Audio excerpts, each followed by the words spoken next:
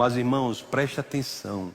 Isso é muito grave, às vezes passa desapercebido, porque faz parte da estratégia gramsciana que seja sutil. Mas preste atenção, muito cuidado com a autonomia linguística, com a sua escolha de palavras. Muito cuidado como você orienta seus filhos a falarem. Cuidado, porque isso vai atuar da forma como eles pensam. Até quando nós vamos deixar mandar em nossas palavras? Tem coisas que você vai falar hoje, você não sabe se pode usar ou não pode.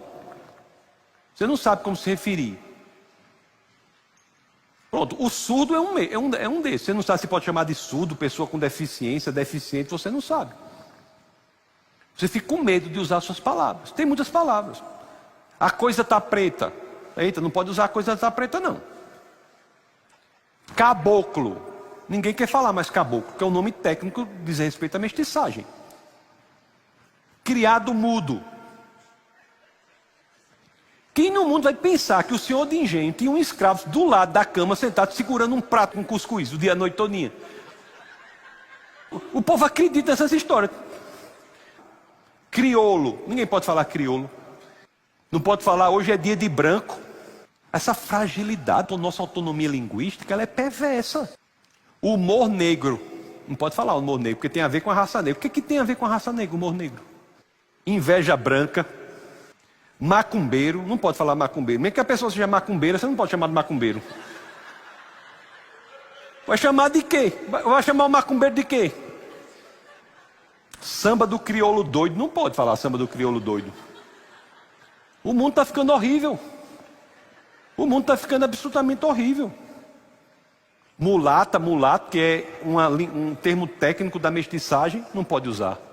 Nós vamos abrir mão da nossa autonomia linguística, ovelha negra. Se um casal de ovelhas negras tiverem 4 ovelhinhas e 3 forem negras e uma for branca, eu não posso dizer que a ovelha branca é a ovelha negra da família?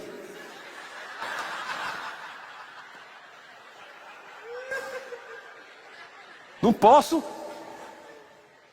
Estratégia não é só a de impedir o uso de certas palavras, mas a estratégia também de esvaziar o conteúdo de outras.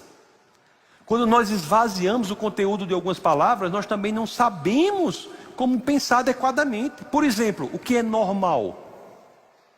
Se chegar uma pessoa na universidade com um abacaxi na cabeça, vestido com seja lá o que for, a coisa mais doida que você imaginar aí, eu tenho certeza que alguém vai chegar para mim e dizer, não professor, isso é normal.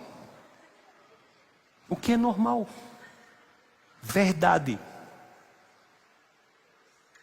Eu vejo cristão dizendo, não, essa aí cada um tem a sua verdade. Você não é cristão não? Como é que o cristão pode achar que cada um tem a sua verdade? Se você acha que cada um tem a sua verdade, e aí?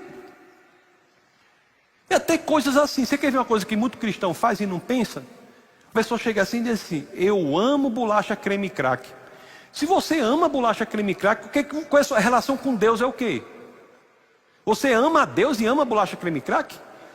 Eu amo Deus e amo biscoito de chocolate. O verbo amar é utilizado para o biscoito, para a bolacha e para Deus? O que você está querendo dizer? Logicamente você está equiparando de alguma forma a bolacha creme crack ao nosso Senhor e Salvador.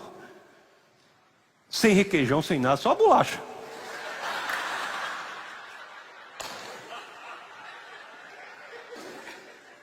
Chega ao ponto de extremo, de por exemplo, LGBT, aí a próxima letra aqui, na minha época era GLS.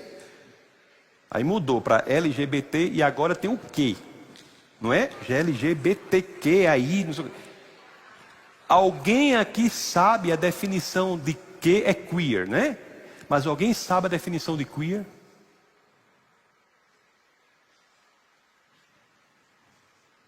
Sabe por que ninguém sabe? Porque não tem definição. É uma palavra para dizer que as palavras não precisam ser conceituadas. Tudo pode. Tudo pode. Tudo cabe ali. É ferir de morte a semântica de uma palavra. Existe uma palavra que por definição não é definida. A linguagem molda o pensamento, meus queridos. E a coisa vai ganhando proporção, viu? Matemática, que é um negócio puro por excelência. A linguagem mais dura que tem. Até a matemática, meus amados irmãos, está sendo ensinada hoje em dia com elementos que envolvem questões raciais e questões de sexualidade. Vocês sabiam disso? As crianças estão aprendendo matemática na questão da transdisciplinaridade, na transversalidade dos conteúdos pedagógicos. É para ensinar matemática falando de raça e de sexualidade. As universidades estão ensinando professores infantis assim. E o pior é que eu fui ver com base na Lei de Diretrizes e Bases da Educação Nacional, a LDB. 2 mais 2 são 4. O que é que isso tem a ver com a etnia, a nacionalidade, a opção sexual, a religião ou qualquer outra característica da pessoa? Aí se eu disser isso, que é o óbvio, é tratado como uma posição minoritária nos círculos acadêmicos. Vocês acham que não é loucura da minha parte? A Universidade Federal do Rio de Janeiro, a UFRJ, tem um programa de mestrado e doutorado em matemática, que tem 2 grupos de pesquisa. Um grupo se chama Mathematiqueer e o outro se chama Afrociência. O que é que tem a ver a cor da pele com isso? Aí eu fui atrás da descrição dos objetivos da linha de pesquisa deles. Aí olhe só, as pessoas que estão fazendo doutorado de matemática na UFRJ nesse grupo, olha o que diz aqui. Que ele se destina à incorporação de questões referentes à identidade racial e de gênero na abordagem de disciplinas na área de exatas, na educação básica e na formação de professores e de professores nessas áreas.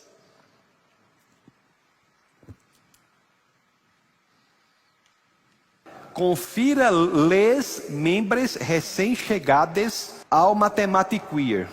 Esse é o cartaz do programa de doutorado em matemática da Universidade Federal do Rio de Janeiro.